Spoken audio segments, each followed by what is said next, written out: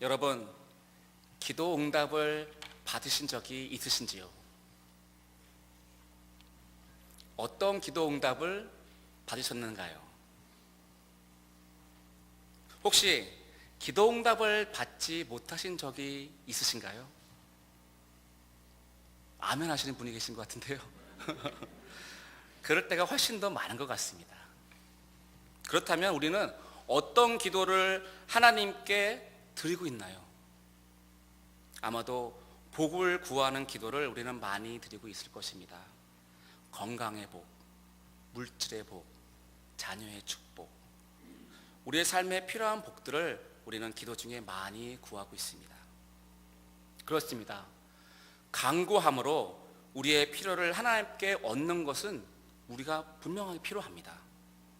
기독교는 복을 받는 종교입니다. 하나님께로부터 오는 복을 받는 종교입니다. 그러나 하나님이 말씀하시는 복은 우리가 생각하는 복과 다를 때가 있습니다. 오늘 우리는 우리가 미처 바라지 못했던 하나님이 주시기 원하시는 복을 받은 사람들의 이야기를 함께 나눠보려고 합니다. 지난주에 누군가가 저에게 분당 우리교회 이찬수 목사님 설교에서 들었다며 한 TV 다큐멘터리 프로그램을 저에게 소개해 주었습니다. KBS를 통해서 작년 말에 방영되었다고 합니다. 프로그램의 제목은 교회 오빠입니다. 이 프로그램에서 한 젊은 부부가 등장합니다. 이관희, 오운주 집사님 부부입니다. 이제 막 30 중반을 넘어선 젊고 예쁜 이 부부에게 삶의 고난이 닥쳐옵니다. 욥에게 그랬던 것처럼 욥기에서 우리는 욥이 고난을 닥칠 때 숨가쁘게 고난이 밀려왔던 것을 우리는 볼 수 있습니다. 양떼가 다 죽었다라고 보고하는 그 종이 말이 끝나기도 전에 약대가 다 죽었다는 소식을 가지고 오는 종이 들어옵니다. 또 약대가 다 죽었다는 소식을 전하는 그 사람, 이 말이 끝나기 전에 자녀들이 다 죽었다고 소식을 전하는 사람이 들어옵니다. 이 젊은 부부에게도 이런 욥에게서만큼이나 숨가쁘게 고난이 찾아옵니다.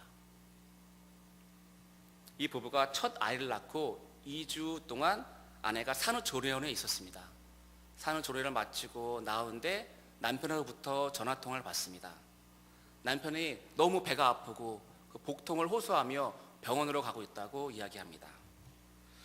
복통으로 병원에 찾아간 남편에게 내려진 진단은 참담하게도 대장암 4기였습니다. 그러나 남편은 청천벽력 같은 이 일 앞에 너무나 의연하게 이 질병은 나를 해하지 않을 거라는 믿음을 가지고 하나님을 바라보며 몸과 마음이 힘든 치료를 이어갑니다. 그러나 아들의 암이 복막 전이가 되었다는 소식을 아신 그의 어머니가 그 슬픔을 견디지 못하고 스스로 삶을 마감하시게 됩니다. 어머니의 죽음 앞에서 깊은 절망의 나락에서 그는 더 이상 시험에 들게 하지 마옵소서라고 하나님께 간절히 기도드립니다. 그렇게 감당하기 힘든 시련 앞에서 하나님을 원망하기보다는 예배하며 하루하루 그렇게 항암 치료를 받았습니다. 항암 치료를 끝내는 그 마지막 날 결과가 많이 좋아졌다는, 호전됐다라는 그 이야기를 의사 선생님께 듣고 아내가 허리 통증을 호소합니다. 아마 그때 긴장이 좀 풀렸는지 허리 통증을 호소합니다. 병원을 찾아간 그들은 믿기 힘든 이야기를 듣습니다. 아내가 혈액암 4기라는 것입니다. 숨 돌림 틈도 없이 그야말로 숨가쁘게 이 부부의 삶에 찾아온 고난 앞에서 이 젊은 부부는 잠잠히 하나님을 예배합니다. 하나님을 원망하며 탄식하고 절망한 것이 아니라 이 모든 일 가운데 잠잠히 하나님을 예배하고 신앙의 깊은 씨름을 해 나갑니다. 상상하기도 힘든 이 고통 중에도 담담히 하나님을 묵상하고 하나님을 예배하는 이들의 모습은 1시간 동안 공중파를 통해서 방영되었습니다. 방송에 나간 후에 사람들은 묻습니다. 당신이 믿는 하나님이 도대체 어떤 분이시길래, 당신의 믿음이 과연 무엇이길래 이 비극적인 죽음 앞에서 하나님을 찬양하고 고백하느냐, 어떻게 하나님을, 너가 믿는 하나님을 원망하지 않을 수 있겠냐라고 사람들이 물어봤다고 합니다. 근데 TV에는 나오지 않았지만 다른 간증 집회에서 그의 실제적인 마음들이 담긴 글들을 보았습니다. 그는 이렇게 고백합니다. 사실 그렇지 않습니다. 저는 눈으로 믿겨지지 않고 믿고 싶지 않았던 현실 앞에서 원망했습니다. 하나님, 언제 암에서 걸려 제가 원망했나요? 저희 엄마의 마음을 지켜달라고, 그 상한 마음을 주님께서 위로해달라고 저는 그렇게 기도했는데 이런 기도도 안 들어주시면 어떤 기도를 제가 드릴 수 있겠습니까? 하나님께 따졌습니다. 더 이상 저를 시험하지 말아주세요. 그는 주님을 원망하고 원망했다고 합니다. 이관희 집사님은 묵상 수첩에 벼랑 끝에 위태롭게 서 있는 나의 모습을 바라본다. 절망의 현실에 두려움이 없는 것인지, 너무 많은 고난에 무뎌진 것인지, 자포자기의 상태인지 라고 적었다고 합니다. 오늘 읽은 시편 기자도 그의 현재 처한 상황을 우리는 자세하게는 알 수는 없지만 이관희 집사님 부부와 같은 절박한 상황 가운데서 하나님께 부르짖고 있습니다. 인생을 살아가다 보면은 문제를 만날 때가 많이 있습니다. 그런데 그 문제가 끝날 것 같은 기미가 보이지 않는, 해결될 것 같지 않는 기미가 보이지 않는, 그리고 더 심각해지는 상황을 맞이할 경우도 있습니다. 끝모르는 어두운 터널을 지나가는 것처럼 말입니다. 인생의 깊고 어두운 터널 속에서 하나님을 믿는 우리도 이렇게 부르짖을 수 있습니다. 하나님이여, 어느 때까지입니까? 하나님, 언제까지입니까? 우리는 부르짖을 수 있습니다. 어떤 사람들은 어떻게 감히 하나님께 그렇게 항의하듯이 기도하느냐, 그건 아니다 라고 말하는 사람도 있습니다. 하지만 그렇지 않습니다. 덜 성숙한 모습과 같이 보이는, 포장되지 않는 우리의 진심을 하나님께 쏟아내지 않으면 우리 안에 있는 기도의 역동이 살아나지 않습니다. 우리의 신앙생활이 점점 더 생기를 잃어가게 됩니다.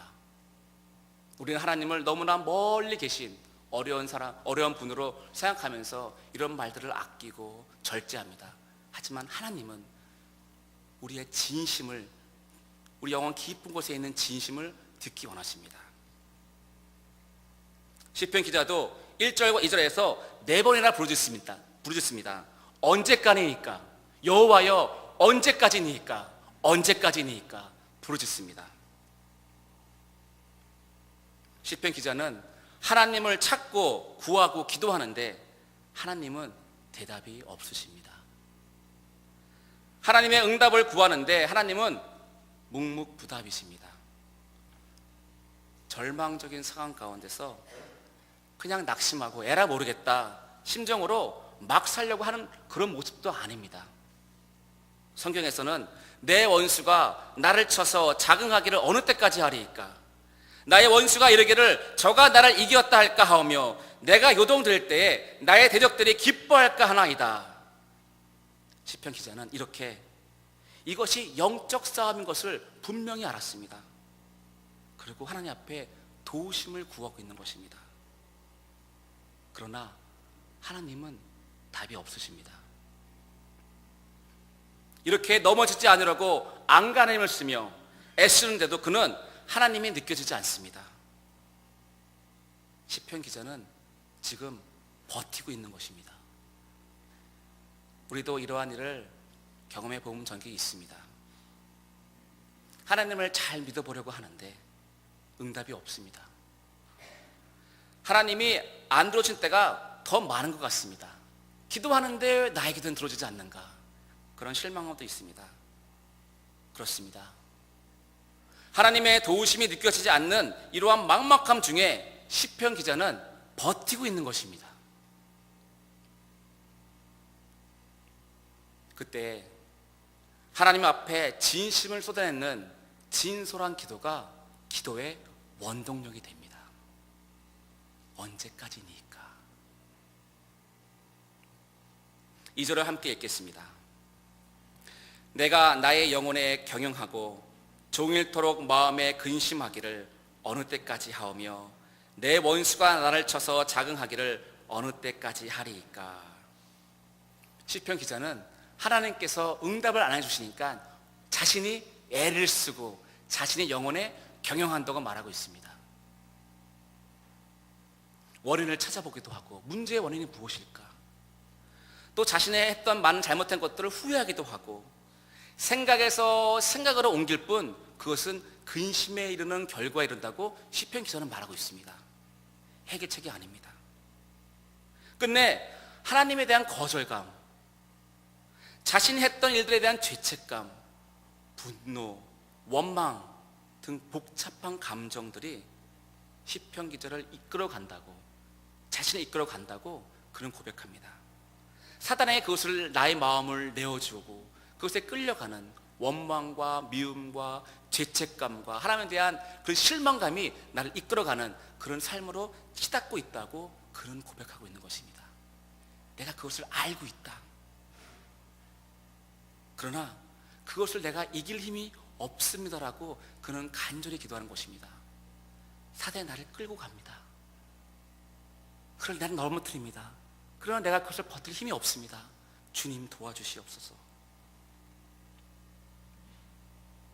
시편 기자는 자신의 이러한 혼란스러움과 복잡한 감정을 하나님께 진솔하게 토로합니다. 언제까지니까? 언제까지니까? 시편 기자는 그러한 복잡한 감정을 하나님께 토로하고 더 깊은 기도의 자리로 나간 것은 참 잘한 일입니다. 그냥 1절과 2절 탄식하는 데만 그치지 않고 그는 더 깊은 간구의 기도의 자리로 나아가고 있습니다. 그는 간구하며 기도를 이어갑니다. 3절을 살펴보시면 여호와여 나를 생각하사 나에게 응답하시고 나에게 응답해 주십시오. 나의 눈을 밝혀 주십시오. 그는 간구하고 있습니다. 나의 눈을 밝혀주소. 이 말은 하나님께서 하시는 일을 볼 수 있도록 나의 영적인 눈을 뜨게 해 주십시오. 내가 하나님의 계시를 알고 그리고 나의 기도가 하나님께 응답되기를 원합니다.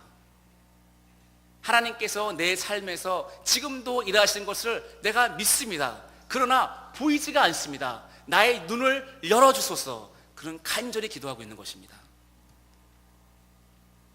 시편 기자는 계속적으로 그의 간구를 하나님께 아뢰입니다.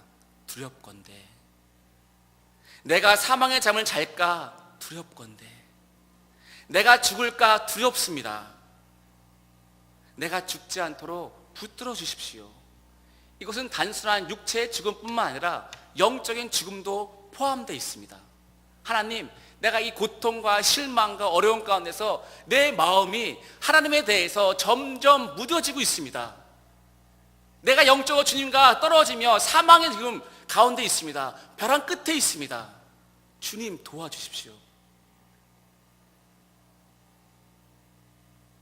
때로는 이러한 상황 가운데 하나님에 대한 잘못된 이미지가 우리 안에서 생겨질 수 있습니다. 이런 절망과 실망 가운데서 하나님은 왜 나에게 이런 고통을 주시는가? 고통을 주고 실망을 주면서 그것을 즐기시는 세디스트의 하나님은 아신가? 우리 마음 가운데 잘못된 하나님의 이미지가 생길 수 있습니다. 내가 고통과 두려움 가운데 있을 그때에 그는 기도합니다. 하나님, 나의 원수가 허풍을 떨지 않게 도와주십시오. 내가 요동될 때에 나의 대적들이 기뻐하지 않도록 도와주십시오. 그는 간절히 기도합니다. 그는 기도합니다. 내가 요동될 때에. 그것은 그가 지금 요동하고 있다는 겁니다. 기도하는 가운데에도 그는 요동하고 있다는 것입니다. 예수님께서도 시험 받으실 때 3번의 시험을 받으십니다. 그 3번의 시험에 동일하게 사단이 말한 것이 있습니다. 내가 하나님의 아들이거든. 내가 하나님의 아들이거든. 사단은 예수님을 시험할 때 그의 정체성을 흔들어 놓습니다. 우리 안에도 이러한 시험과 질문들이 일어날 수 있습니다. 정말 하나님께서 나를 사랑하시는가? 사랑하신다고 말을 하시는데 왜 나에게 이런 어려움과 고통을 주시는가? 하나님이 나를 기억이나 하시는가? 하나님께 나의 존재감은 어떤 의미가 있는가? 사단은 우리의 예수 그리스도 안에 있는 정체성, 하나님의 자녀라는 것을 시시때때로 뒤흔들고 있습니다. 내가 하나님의 아들이냐? 근데 왜 고난을 받아? 사단의 시험 외에도 때론 주변에 있는 사람들의 틀에 박힌 위로들이 우리를 혼란스럽게 합니다. 하나님에 대한 이해에 대해서요. 어떤 사람은 말합니다. 당신은 분명히 어느 지점에서 하나님의 뜻에서 벗어났을 것입니다. 이런 일들은 우연히 일어나지 않습니다. 하나님께서 지금 당신에게 무엇을 말씀하시는지를 잘 생각해 보십시오. 마치 욥의 친구들이 욥에게 한 말과 같습니다. 또 얘기합니다. 하나님께서는 치유할 수 있는 충분한 능력을 갖고 계시는데 당신이 고침을 할 수 있을 것이라는 충분한 믿음에 가실 때까지 하나님은 기다리고 계신다. 그 책임을 그 사람에게 넘깁니다. 하나님은 능력이 있으신 분이다. 문제는 너다. 또 어떤 사람 얘기합니다. 당신은 그리스도의 고난에 참여하고 있습니다. 당신은 그분을 위해 고난 당하도록 지명된 것이며 그분께서 당신에게 상을 주실 것입니다. 그때는 우리는 속으로 이렇게 말합니다. 왜요? 왜 져야 돼요? 우리는 물어봅니다. 많은 사람이 있는데 왜 저냐 말입니까? 우리는 물어볼 수 있습니다. 시편 기자는 1절부터 4절까지 말씀에서 하나님, 제가 더 이상 버틸 힘이 없습니다. 벼랑 끝에 서 있습니다. 더 이상 제가 하나님을 붙들 힘이 없습니다. 이제 손을 놓고 싶습니다. 지금 이러한 자신 안에 있는 간절한 마음으로 하나님께 기도하고 있습니다. 5절을 함께 읽겠습니다. 나는 오직 주의 인자하심을 의뢰하였으니 내 마음은 주의 구원을 기뻐하리이다. 아멘. 5절에 이르러서 시편 기자의 큰 심적 변화를 우리는 볼 수 있습니다. 자칫 우리는 이 부분을 그냥 스쳐가거나 아니면은 드디어 이 시편 기자가 정신 이상자로 혼미한 상태에 이르렀구나, 우리가 잘못 이해할 수 있습니다. 아니요, 그렇지 않습니다. 문학에서도 그 행간을 읽는 것이 그 문학을 이해하는 데 큰 도움이 됩니다. 시 문학이라는 시편을 읽을 때에도 마찬가지입니다. 그 행간을 우리는 볼 수 있어야 합니다. 4절과 5절의 짧은 글의 움직임이지만 실제로 시편 기자가 얼마나 그가 하나님께 부르짖고 기도 안에서 씨름했는지는 우리는 알 수가 없습니다. 우리는 쉽게 4절에서 5절로 넘어갑니다. 하지만 이 시편 기자는 얼마나 오랫동안 그 절망 가운데서 하나님과 몸부림치며 한바탕 씨름했는지는 우리는 알 수가 없습니다. 이러한 씨름은 심각한 문제, 질병에 있는 사람들만 드리는 기도가 아닙니다. 이러한 씨름과 몸부림은 우리에게 필요한 일입니다. 이런 씨름과 몸부림 없이 신앙생활을 할 때에 우리의 신앙생활은 공허하게 됩니다. 우리의 신앙생활에서 하나님은 여전히 멀게 느껴집니다. 꼭 문제와 어려움이 있는 사람들만 이렇게 기도하지 않습니다. 그리스도의 모두가 믿음의 여정에서 이 과정이 분명히 필요합니다. 이런 과정을 통해서 우리는 하나님을 더 잘 이해하고 또 성숙한 길에 이르게 됩니다. 기도의 목적은 우리가 무엇을 얻는 것도 아니요, 기도의 목적은 하나님과의 사귐이요, 그분을 더 알아가는 일이요, 그분을 경험하는 일입니다. 1절과 4절의 말씀에서 탄식과 간구의 시간이 있습니다. 그런데 이러한 1절과 4절의 탄식과 간구의 그런 과정과 시간이 없이 그냥 5절로 넘어간다면 어떤 일이 생길까요? 우리는 교회 문화에 참 익숙해져 있습니다. 이 탄식하는 모습, 때로는 하나님께 원망하는 모습이 될 수 있는데, 그런 모습을 교회에서 옆에 사람이 본다면 어떻게 생각할지를 우리는 너무나 잘 알고 있습니다. 다른 사람에게 믿음이 없어 보이지는 않을까 우리는 걱정합니다. 때로는 자존심이 상합니다. 내가 믿음이 없어서 버티지 못하는 것처럼 보이기 때문입니다. 그래서 종종 우리는 가식적으로 믿음을 연출합니다. 오랜 교회 생활에서 익혀온 대로 하나님의 은혜지요, 오로지 감사할 뿐입니다. 우리는 참 연출을 잘합니다. 아직 1절과부터 4절까지의 몸부림치고 씨름하는, 하나님과 씨름하는 과정이 없이 5절과 6절 넘어갈 때 그러한 모습이 우리 안에 있습니다. 저에게도 있습니다. 그럴 경우 우리의 기도는 점점 식어집니다. 아무도 모르지만요, 우리는 그럴 때마다 우리의 기도는 식어집니다. 우리의 신앙은 건조해집니다. 몸이 건조해지고 재미없고 이것이 무엇인가 계속 질문하게 됩니다. 하나님께 우리가 기도하지만, 기도하는 것 같이 보이지만 실제로 하나님은 나와 상관이 없는 분처럼 대금합니다.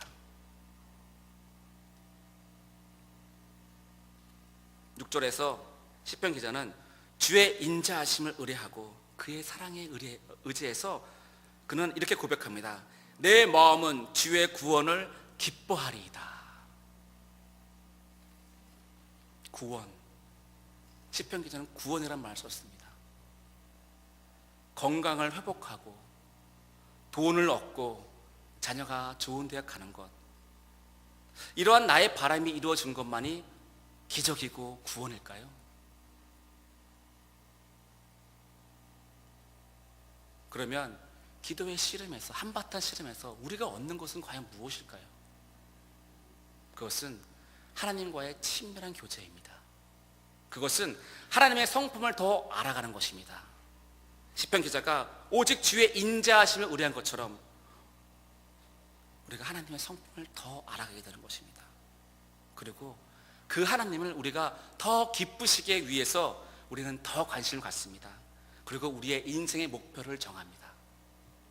그리고 우리는 그런 과정 가운데서 신앙의 성수의 길로 접어들게 됩니다. 그것이 우리가 하나님과 씨름하면서 기도 가운데서 얻는 유익입니다. 6절에서 내가 여호와를 찬송하리니 이는 나를 후대하심이로다. 이 후대하심이로다라는 이 동사를 이 원어 히브리어에서는 현재 완료형으로 썼습니다. 히브리어에서 완료형은 지금 일어나지 않고 있지만 미래에 일어날 것이지만 분명히 일어날 때 히브리어에는 완료형을 씁니다. 시편 기자는 지금 이 말에서 나를 후대하신다는 것은 아직 이루어지지 않지만 나는 그것을 확신한다라고 고백하고 있는 것입니다. 선포하는 것입니다.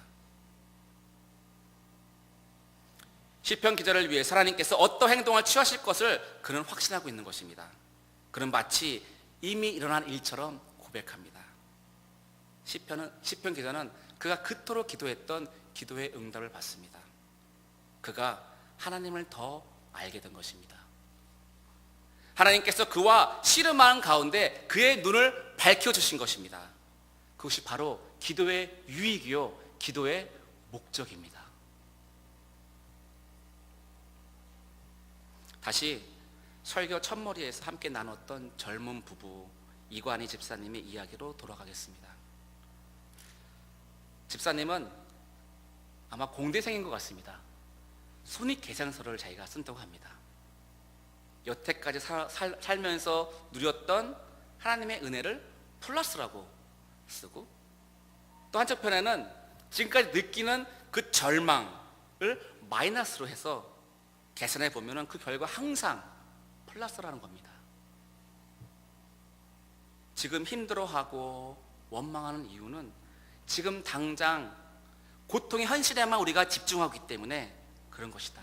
삶 전체를 봤을 때 받은 은혜를 생각하면은 감히 하나님을 원망할 수 없다라고 그는 고백합니다.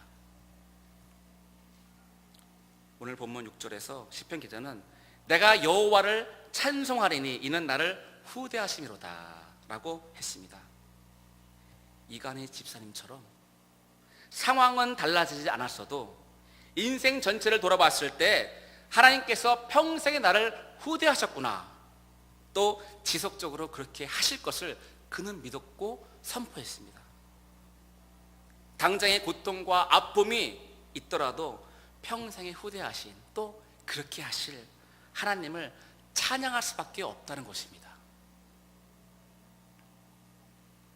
1시간 가까이 되는 동안 프로그램을 보면서 한동안 제 머릿속에 떠나지 않은 생각이 있었습니다. 이 부부가 다 병으로부터 나음을 얻을 것인가, 하나님이 드라마틱하게 그들을 치유해 주시고 완치해 주실 것인가. 그러나 프로그램은 다 마칠 때까지 상황은 변하지 않습니다. 어떤 희망적인 소식도 없이 그냥 프로그램이 끝나고 말았습니다. 이 부부는 하나님의 기적을 구합니다. 우리 모두가 그렇듯이 하나님의 기적, 하나님의 도우심으로 낫기를 구하고 있습니다. 그러나 이들의 고백을 함께 들어보겠습니다. 하루하루 삶이 이어지고 있는 게 기적이고 하나님의 은혜입니다.